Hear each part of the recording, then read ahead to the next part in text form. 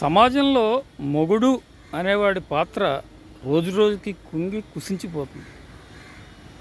అప్పుడే వెలిగించిన కొవ్వొత్తి ఒక 5-10 నిమిషాల తర్వాత ఆరిపోయినట్టు మొగుడి పాత్ర రోజు రోజుకి కుచించుకుపోతుంది.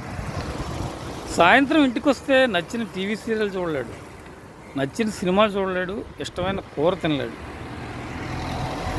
తరతరాలుగా ఎన్నో కష్టాలు, ఎన్నో నిట్టూర్పులు. ఒక మొగుడిని ఇంకో మొగుడు కూడా అర్థం చేసుకోలేని పరిస్థితులు వచ్చేసాయి. ఒక మగాడిని ఇంకో మగాడు అర్థం చేసుకోవచ్చు, కానీ ఒక మొగుడిని ఇంకో మొగుడు అర్థం చేసుకోలేకపోతుంది.